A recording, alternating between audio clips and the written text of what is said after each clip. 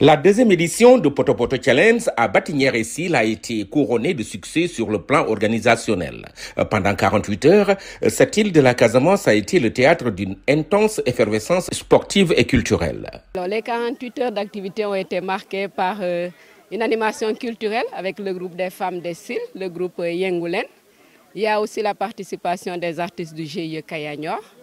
Et ça, on a fini les 48 heures avec cette célèbre course qu'on appelle la course dans la boue, le Poto Poto Challenge. Donc, qui consiste à permettre aux athlètes de la Ligue de pouvoir s'entraîner à courir dans la boue, ce qui est rare, d'habitude ils sont sur les pistes.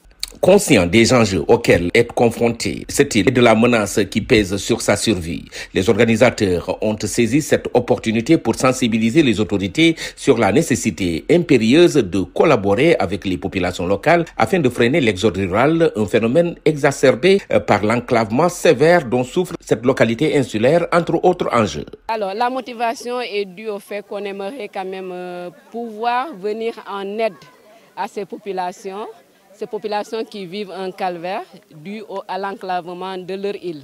Donc, d'une trentaine d'habitants, aujourd'hui, ils sont à peu près à peut-être, disons, 10 habitants. Donc, mais ce qui est remarquable, c'est qu'il y a des jeunes qui ont accepté de rester. Malgré les dures conditions de vie, ils ont accepté de rester dans cette île. Ils sont la plupart du temps des pêcheurs.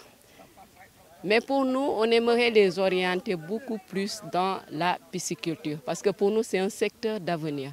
Donc aujourd'hui, l'appel que nous lançons, nous aimerions que les autorités, les bonnes volontés, tout le monde s'y mette pour sauver cette île. Pour sauver cette île, le repeupler surtout et le faire développer. Ce sera peut-être le poumon économique. Les villages insulaires pourront être les poumons économiques de la Casamance. L'enclavement de l'île, le problème d'enclavement fait que cette île aujourd'hui est dépourvue de sa population. Sa population qui est aujourd'hui à Ziguinchor, la plupart est à Ziguinchor, alors que cette île regorge de potentialités. Parce que quand on parle d'île, on pense au miel de mangrove d'abord dans un premier temps. Un miel qui est très prisé. Donc, son exploitation pourrait permettre à la population de pouvoir vivre de cette exploitation. Quand on parle d'île aussi, on pense au développement de la pisciculture, parce que qui ne demande pas beaucoup de moyens, parce que là, le poisson est là à côté, donc c'est juste quelques aménagements à faire pour pouvoir développer la pisciculture. Village insulaire, on parle aussi de l'aquaculture aussi. Il y a énormément de potentialités au niveau produits halieutiques qui, si on permettait, si on aidait ces populations à pouvoir développer ces divers domaines d'activité, nous on est sûr que les populations reviendront pour repeupler ce village. Donc le combat pour nous, c'est de ne pas laisser disparaître ce village. L'agence événementielle Ebissa Events, qui conjugue les aspects sociaux au développement communautaire en passant par la valorisation de la culture et du sport, multiplie les initiatives visant à faire découvrir des lieux comme l'île de Batinière, regorgeant d'énormes potentialités. Christine Rosalie Tendeng est la directrice de Ebissa Events. Mais nous sommes beaucoup plus dans le raricisme, c'est-à-dire allier le social au développement communautaire en passant par la culture, la promotion de la culture, la promotion aussi du sport. Donc c'est ça en fait les facettes de Ebissa Events.